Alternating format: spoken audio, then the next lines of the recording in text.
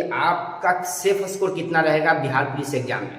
होता है भाई, बहुत सारे स्टूडेंट ये जानना चाहते हैं कि हम कितना नंबर लाएंगे कि मेरा रिटन एग्जाम निकल जाएगा। आपका अगर प्रैक्टिस सेट में नंबर कम आ रहा है तो आपका रिजल्ट नहीं होगा, ऐसा बिल्कुल भी नहीं है।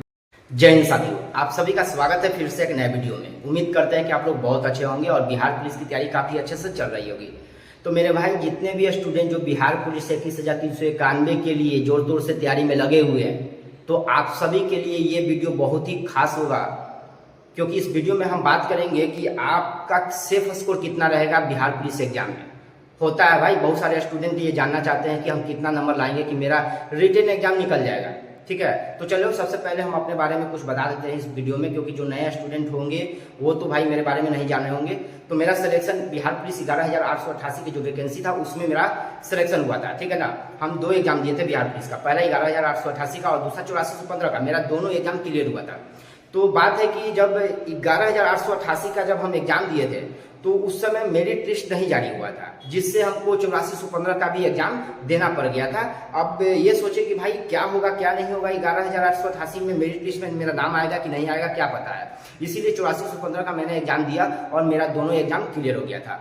तो हम आपको बताएंगे कि, और आप लोगों का काफ़ी ज़्यादा कमेंट भी आता है, मैसेज भी आता है कि भैया आपका प्रैक्टिस सेट में कितना नंबर आता था। ठीक है ना, तो हम बताएंगे कि हम किस प्रकार तैयारी किए थे और आपको कितना नंबर लाना होगा। क्योंकि देखो होता क्या है ना, हम समझते हैं कि जब तैयारी कर रहे होगे ना तो बहुत लोग ये बोल देता है ना कि कट ऑफ हाई जाता है, जिससे मन में और ज़्यादा डर बैठ जाता है। तो हम कोशिश करेंगे इस वीडियो में कि आपके अंदर जो डर बैठा हुआ है ना उसको बिल्कुल तरह निकाल देंगे। ठीक है ना, बहुत सारे अफवाह चलता है बिहार पुलिस के बारे में।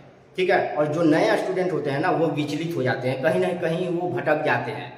तो भटकना नहीं है। ठीक है ना, जो आपके मन में सवाल होंगे, जो आपके मन में डाउट होंगे, इस वीडियो के माध्यम से हम कोशिश करेंगे कि सारा चीज़ एक एक करके क्लियर कर देंगे। तो सबसे पहले हम अपने बारे में बता देते हैं। तो जब हम मैट्रिक एग्जाम देकर हम पटना चले गए थे पढ़ाई करने। ठीक है, 11th-12th वहीं से किए, इंटर पास किए। और उसके बाद जब 9,999 का जो वैकेंसी आया उसमें मेरा एज पूरा नहीं था। ठीक है ना, उस समय हम मेनुलक स्टेडियम में अपने सर के साथ में रहकर फिजिकल की तैयारी करवाते थे, सिखाते थे सबको। ठीक है, तो उस समय हमारा एज पूरा नहीं हुआ था तो हम फॉर्म नहीं भर पाए थे, लेकिन सभी को हम अच्छे से मदद करते थे और अच्छे से सिखाते थे फिजिकल वहाँ पे।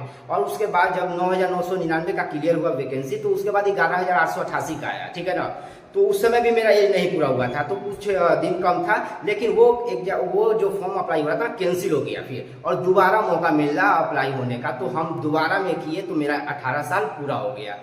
तो ये हुआ था।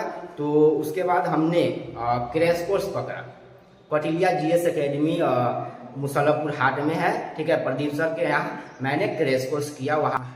और हाँ, सबसे बड़ी बात यह है कि जहाँ हम फिजिकल करने जाते थे मेनुलक स्टेडियम में, वहाँ बहुत सारे भैया लोग रहते थे जो दरोगा मेंस भी क्लियर कर दिए थे। ठीक है ना, और बहुत अच्छा नॉलेज था जीके जीएस के बारे में। तो उन लोग क्विज करते थे, क्विज कहो या ग्रुप डिस्कशन कहो। ठीक है ना, एक टास्क मिलता था कि हाँ इतना याद करके आना है, और वहाँ पे ग्रुप डिस्कशन होता था मॉर्निंग के टाइम में जब फिजिकल खत्म होता था। तो वहीं पे भैया लोग के साथ में बैठकर हम भी सुनते थे, और जो मुझे आता था वहाँ पे हम अपना करते थे। क्योंकि भाई देखो, इंटर का एग्जाम दिए थे तो उस समय हम कंपटीशन की तैयारी नहीं करते थे उतना, मतलब जीके जीएस मेरा मजबूत नहीं था।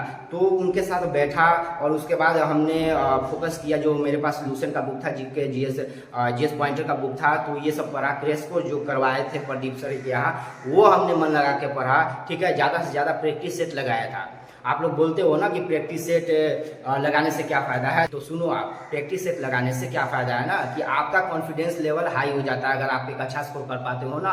और जो डाउट रहता है ना कि जैसे कोई क्वेश्चन है, ए और बी ऑप्शन में डाउट रहता है कि इसका आंसर क्या होगा, तो वो कन्फ्यूजन दूर हो जाता है। कहीं ना कहीं आप एग्जाम में जाओगे ना तो वहाँ पे ये चीज़ क्लियर हो जाता है। ठीक है, और आपका कन्फ्यूजन जो है ना वो क्लियर हो जाता है, मतलब डाउट नहीं रहता है। तो आप बिना गलती किए वो क्वेश्चन ना सही कर लोगे। ये होता है प्रैक्टिस सेट से फायदा। ठीक है ना, इसीलिए कहते हैं कि आप डेली मॉक टेस्ट लगाओ। अगर आप ऑनलाइन लगाते हो तो ऑनलाइन ही सही, लेकिन आप डेली मॉक टेस्ट लगाओ। अगर नहीं तो आप ऑफलाइन ले लो, रुकमनी का ही ले लो आप बुक, और उसको प्रैक्टिस सेट तब तक लगाओ जब तक कि आपका एग्जाम नहीं हो जाता है। और अभी से आपको पता है क्या करना है, सबसे ज़्यादा रिवीजन करना है। ऐसा नहीं है कि कोई बुक हम पकड़ लिए सब्जेक्टिव बुक और उसको हम रिवीजन करें, नहीं। अभी से आपको कम से कम कोशिश करो कि 250 से 300 तक ऑब्जेक्टिव क्वेश्चन ज़्यादा से ज़्यादा रिवीजन करें। अगर 250 से 300 अगर आप एक दिन में कवर कर लेते हो ना, तो कोशिश करो कि ज़्यादा और बढ़ाएं हम और अच्छे से रिवीजन करें। लेकिन ऑब्जेक्टिव क्वेश्चन आप कोशिश करना कि ज़्यादा से ज़्यादा रिवीजन करें, ठीक है ना। और प्रैक्टिस सेट लगाना ही लगाना है, ठीक है ना, ये चुकना नहीं है, आपका कॉन्फिडेंस लेवल हाई हो जाता है। और हाँ, बहुत लोग मैसेज करते हैं कि भैया प्रैक्टिस सेट में कितना नंबर आता था आपका, ठीक है। तो देखो, हम जब प्रैक्टिस सेट लगाते थे तो वो सही बताते हैं 60 से 70 के बीच में आता था। हाँ, जब स्टार्टिंग में लगाए थे तो कम आता था। जब स्टार्टिंग में लगाए थे तो 48-50 के करीब रहता था। धीरे धीरे मैंने ज़्यादा से ज़्यादा रिवीजन किया, पूरा फोकस किया रिवीजन पर। उसके बाद धीरे धीरे ग्रो हुआ और उसके बाद 55-60 इस तरह से मेरा बढ़ता गया और हाईएस्ट 68-70 तक मेरा स्कोर रहता था वो प्रैक्टिस सेट में। और ये नहीं है कि आपका अगर प्रैक्टिस सेट में नंबर कम आ रहा है तो आपका रिजल्ट नहीं होगा, ऐसा बिल्कुल भी नहीं है। मैंने देखा है जिसका प्रैक्टिस सेट में नंबर कम आया है ना, वो भी एग्जाम क्लियर कर देता था। और जिसका प्रैक्टिस सेट में ज़्यादा नंबर आता था ना, वो भी कहीं ना कहीं मिस्टेक कर देता था एग्जाम में। तो ये बात होता था, ठीक है ना। तो ये बिल्कुल भ्रम में मत रहना कि आपका प्रैक्टिस सेट में नंबर कम आ रहा है तो आपका रिजल्ट नहीं होगा, ऐसा कुछ नहीं है। और जहाँ तक हम बात कर ले सेफ स्कोर का, तो बिहार पुलिस रिटन एग्जाम में ज़्यादा कटअप नहीं रहता है। 11,888 की हम बात कर ले तो मेरा तो 65 से 68 के बीच में यही कुछ हम सही किए थे, यूट्यूब से मिलाए थे, ठीक है ना। इतना ही अप्रोक्स सही हुआ था, मेरा रिटन एग्जाम निकल गया था। तो हमने समझ लिया कि अच्छा रिटन कटअप तो ज़्यादा जाता नहीं है। जो लोग बोलते हैं यार उससे दूर रहो, दूरी बना कर रखो, याद रखना वो तो कुछ करेगा नहीं, ना ही आपको कुछ करने देगा, इतना बात ध्यान रखना, ठीक है ना। आप जैसे पढ़ रहे हो मन लगा के पढ़ो, कोशिश कर, बस ये कोशिश रहना है ना कि आपका प्रैक्टिस सेट में आप कोशिश करना कि ज़्यादा से ज़्यादा नंबर लाए, ठीक है ना। कोशिश करना कि ज़्यादा नंबर लाए, जिससे आपका कॉन्फिडेंस लेवल हाई रहेगा, ठीक है। आपके ऊपर खुद पे भरोसा हो जाएगा कि चलो मेरा भी इतना नंबर आ रहा है, मेरा रिटन एग्जाम हो जाएगा, ये होता है। तो सबसे पहले हम बात कर लेते हैं कि 8415 में जो हम एग्जाम दिए थे उसमें शायद 68 के अप्रोच में हम सही किए थे, फिर मेरा रिटन एग्जाम निकल गया था, ठीक है। तो आप लोग ये टेंशन मत लो कि कटअप हाई जाता है, बिल्कुल नहीं। और इसमें देखना ना यार, इसमें तो 21,391 है, आप लोग विश्वास नहीं करोगे, इतना हाई कटअप भी नहीं जाएगा, नॉर्मल कटअप रहेगा, ठीक है ना। आप लोग पे जितना नंबर आ रहा है बस कोशिश करना है खुद से कि हम ज़्यादा से ज़्यादा स्कोर कर पाए। कहाँ गलती हो रहा है उस चीज़ को देखना है, रिविजन सबसे ज़्यादा करना है ऑब्जेक्टिव क्वेश्चन का, ठीक है ना। अगर हाँ, इसके अलावा अगर कोई भी डाउट है आपके मन में तो जरूर आप कमेंट करके पूछ लेना, ठीक है ना।